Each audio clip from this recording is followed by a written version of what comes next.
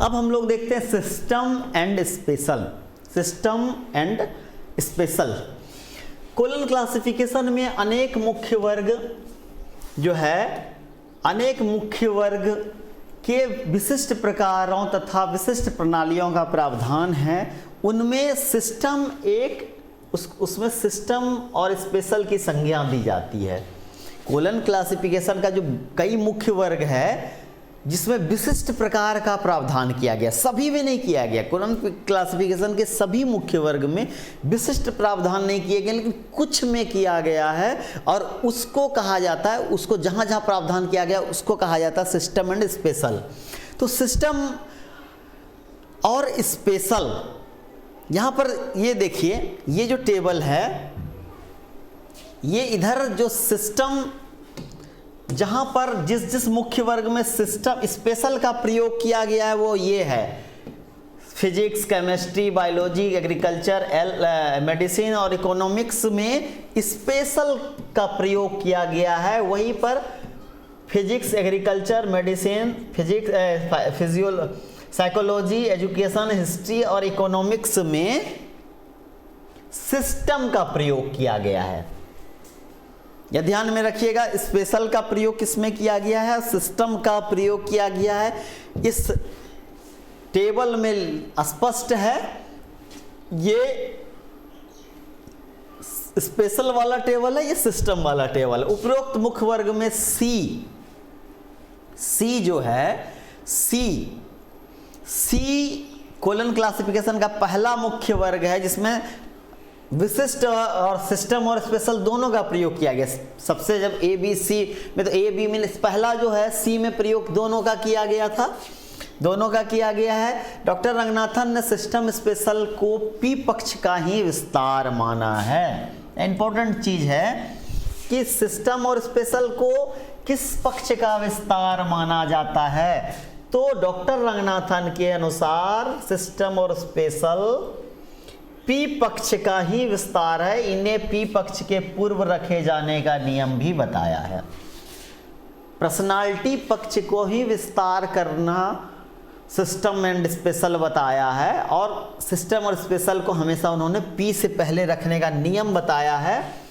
System और special पक्ष में किसी विषय में एक साथ सम्मिलित होने पर सबसे पहले सिस्टम पक्ष, फिर विश्लेषण पक्ष, फिर जो है स्पेशल पक्ष रखा जाता है। अगर किसी मुख्य वर्ग में, जैसे हमने देखा कि फिजिक्स में सिस्टम और स्पेशल दोनों है, यह भी क्वेश्चन पूछ सकता है, अगर किसी मुख्य वर्ग में सिस्टम और स्पेशल दोनों है, सिस्टम और स्पेशल दोनों है, तो आप सिस्टम और स्पेशल दोनों है, तो पहले जो है सिस्टम को रखा जाएगा, उसके बाद स्पेशल को रखा जाएगा। पहले सिस्टम को रखा जाएगा, फिर स्पेशल को रखा जाएगा। वर्गांक में जो पक्ष पहले प्रयोग में लाया जाए उसको मुख्य वर्ग के साथ सीधा जोड़ दिया जाता है।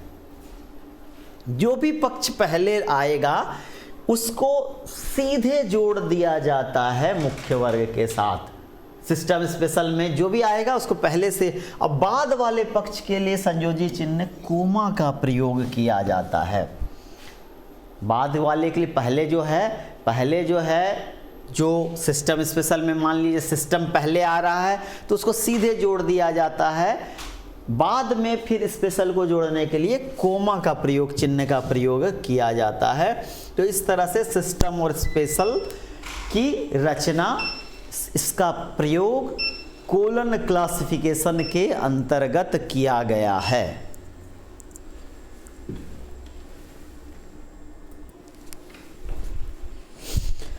हम लोग अब देखते हैं इस टॉपिक में अनुक्रमणिका के बारे में, इंडेक्स के बारे में, क्या क्या इंडेक्स की विशेषता होती है, क्योंकि क्लासिफिकेशन में इंडेक्स का काफ़ी महत्वपूर्ण योगदान है। तो वर्गीकरण पद्धति में संभाव्य वर्ग को प्राप्त करने का एक उपकरण होता है अनुक्रमणिका इंडेक्स। संभाव्य वर्ग का अर्थ होता है कि अनुमानित वर्ग, या एग्जैक्ट नहीं है। इंडेक्स आपको जो क्लास नंबर बता रहा है उसको आपको शेड्यूल से वेरीफाई करना होगा कि आप जो पुस्तक के लिए वर्गांक करना चाह रहे हैं वह कौन सा सटीक होगा। इंडेक्स के दिए हुए नंबर को कभी भी सटीक और सही नहीं माना जा सकता जब तक कि आप उसको शेड्यूल से वेरीफाई नहीं कर ले, इसलिए हम संभाव्य वर्ड का यूज किया गया है। अनुक्रमणिका किसी भी वर्गीकरण पद्धति का एक सहायक उपकरण है, मतलब प्रत्येक वर्गीकरण पद्धति में इंडेक्स का प्रयोग किया गया है।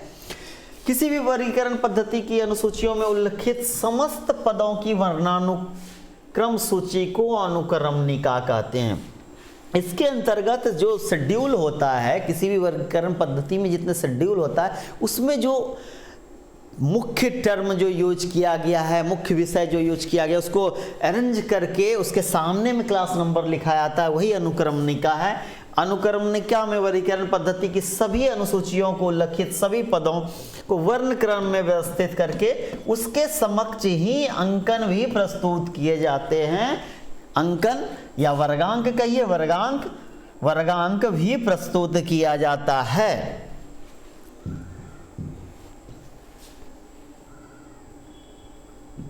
अनुक्रमणिका की सहायता से उपयोगकर्ता को विषय खोजने में सुविधा होती है, आसानी होती है, आराम से बना, किंतु यह जो है एक सहायक साधन है।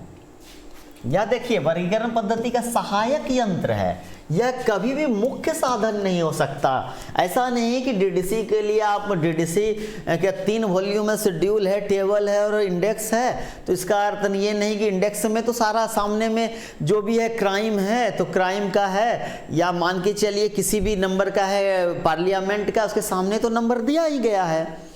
तो इसका अर्थ ये नहीं कि वही उसी से हम मेन क्लास मान लें, नहीं, मेन हमेशा शेड्यूल होगा, वह सिर्फ आपको सहायक होगा उसको वहाँ प्रदान करने के लिए।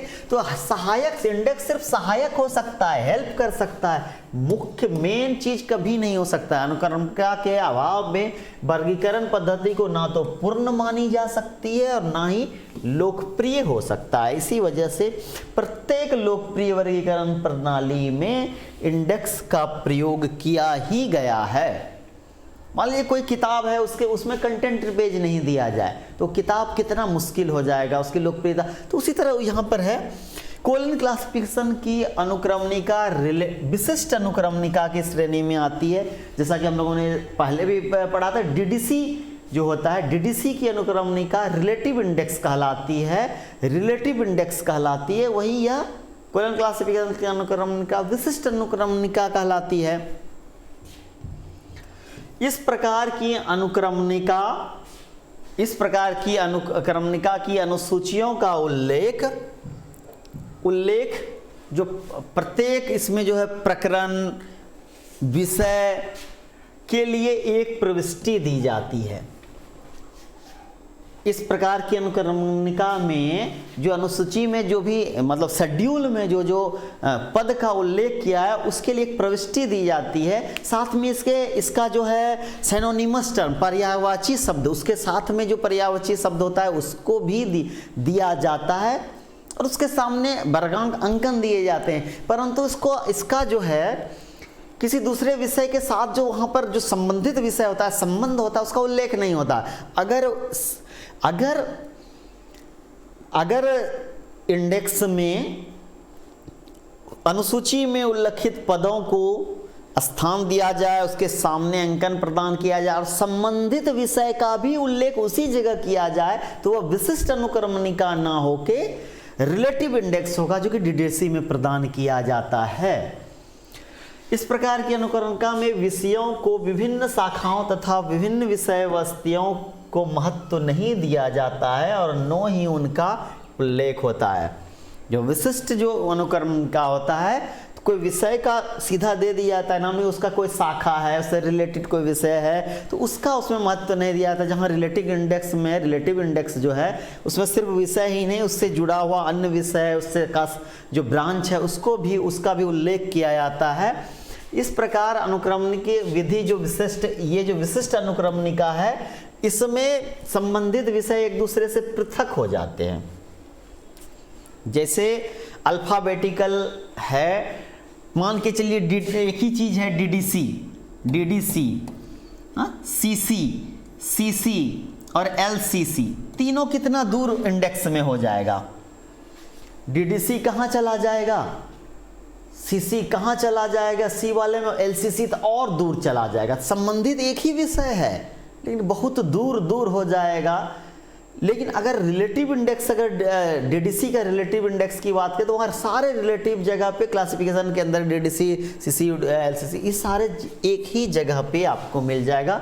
अब कोलन क्लासिफिकेशन की अनुक्रमणिका विशिष्ट अनुक्रमणिका की श्रेणी में इसीलिए आती है। अगर उन सब चीज़ों एक जगह संबंधित विषय हो जाते, उसका संबंध का जिक्र होता तो वह हमेशा रिलेटिव इंडेक्स कहलाता, ना कि वह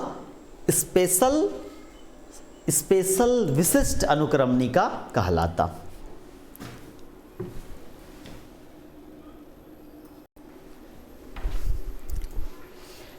सीसी के कोलन क्लासिफिकेशन के कई वर्गीकरण के जो मुख्य चीज़ों को कोलन क्लासिफिकेशन के अंतर्गत जितने भी प्रावधान या रूल्स दिए गए हैं, इसके एक एक चीज़ों को हमने बताया, समझाने की कोशिश की। सबसे अंतिम चीज़ जो होता है वो वर्गांक का कैसे निर्माण किया जाता है, मेथोडोलॉजी फॉर क्लास नंबर। तो जैसा कि हम लोग जानते हैं, हम लोगों ने बार बार पढ़ा और समझा है कि सीसी को एनालिटिको सिंथेटिको स्कीम भी कहा जाता है। तो कोलन क्लासिफिकेशन वैश्लेषी संश्लेषणात्मक वर्गीकरण पद्धति, मतलब एनालिटिको सिंथेटिको स्कीम है, एनालिटिको सिंथेटिको स्कीम कहलाता है। और इसमें वर्गीकरण जो होता है डीडीसी में पहले से बने बनाए नंबर होते हैं, उसको रेडीमेड कहा जाता है, उसको एन्यूमरेटिव क्लासिफिकेशन स्कीम कहा जाता है। परंतु यहाँ सीसी में ऐसा नहीं होता है। सीसी में पहले एनालाइज किया जाता है, विश्लेषण किया जाता है पक्षों का, उसके बाद उन पक्षों को आपस में जोड़ा जाता है, इसीलिए इसको एनालिटिको सिंथेटिको स्कीम भी कहा जाता है। वर्गांक बनाने के लिए सबसे पहले क्या किया जाता है? एनालिसिस। सबसे पहले किया जाता है एनालिसिस। एनालिसिस में क्या है देखते हैं। डॉक्टर रंगनाथन विषय वर्गीकरण अर्थात वर्गांक निर्मित करने के लिए सबसे पहले उसमें निहित विचारों अथवा पक्षों की व्याख्या विश्लेषण करना पड़ता है और उसमें निहित विशेषताओं अथवा पक्षों का अलग अलग किया जाता है और इसके बाद उससे संबंधित मुख्य वर्ग का ज्ञान किया जाता है। पहले जो विषय है, सबसे पहले क्या किया जाता है वर्गांक निर्मित करने के लिए? पहले हम क्या करेंगे? एनालिसिस करेंगे, उसमें निहित विचारों का और उसको अलग अलग पक्ष के आधार पर मुख्य वर्गों का निर्धारण किया जाएगा। और यदि किसी तरह से मुख्य वर्ग समझने में आपको दिक्कत आ रही है, पहले तो एनालाइज करेंगे कि ये सब्जेक्ट जो क्या है, इसमें कौन सा विचार है, तो इसका मुख्य वर्ग क्या होना चाहिए। जैसे है 1857 एक टर्म, अगर सिर्फ एक पुस्तक 1857, तो पहले हम लोग देखेंगे उसमें क्या है, उसमें निहित विचार, उसमें क्रांति, भारत की पहली क्रांति ऐसे करके लिखा गया है। मतलब कि ये मुख्य वर्ग हम समझेंगे, अच्छा ये तो हिस्ट्री की किताब है, किसी कारणवश आप नहीं समझ पा रहे हो तो मुख्य वर्ग, तो क्या करना है आपको? इंडेक्स की सहायता लेना पड़ेगा और इंडेक्स की सहायता से आप मुख्य वर्ग को पहचान सकते हैं। जब आपको कहीं कठिनाई होगी तो इंडेक्स की, तो इस तरह से एनालाइज में सबसे पहले हम विचार को देखेंगे पुस्तक, उसके बाद मुख्य वर्गों का निर्धारण करेंगे, उसके पक्षों का निर्धारण करेंगे। यही है एनालिसिस। एनालिसिस के बाद दूसरा जो होता है सिंथेसिस।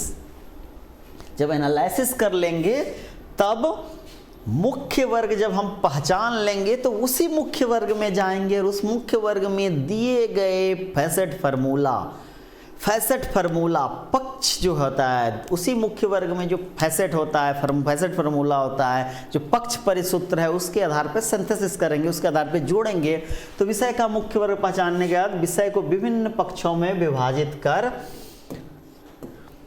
उस मुख्य वर्ग के पक्ष परिसूत्र के अनुसार मुख्य वर्ग से तथा अन्य सहायक के बाद सारणियों से अंकन प्राप्त कर उन्हें जोड़ा जाता है। इसे ही सिंथेसिस कहा जाता है, ताकि पूर्ण वर्गांक प्राप्त हो सके। इसका अर्थ है कि जब हम एनालिसिस कर लिए मुख्य वर्ग का, तो उसके बाद उस मुख्य वर्ग में जो सूत्र दिया हुआ है जोड़ने का, उसी के आधार पर हम पक्ष को जोड़ेंगे। डॉक्टर रंगनाथन ने किसी विषय के वर्गीकरण करने अथवा वर्गांक प्रदान करने के लिए 9 चरण का प्रावधान किया है, 9 स्टेप बताए हैं।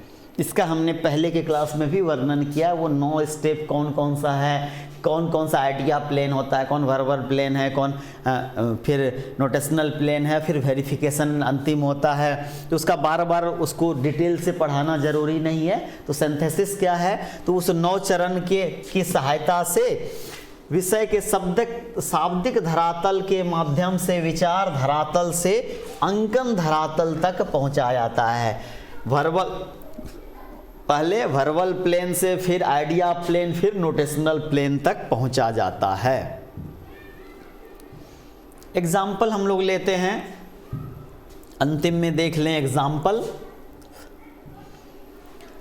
पहले हम लोग क्या करेंगे, पहले ये उदाहरण है, मान लिया जो circulation of books in university library जो यूपी 1996। तो यहाँ पर हम पहला क्या करेंगे कि इसमें हम लोग पहले एनालिसिस करेंगे, देखेंगे अच्छा यूनिवर्सिटी लाइब्रेरी यूपी सर्कुलेशन।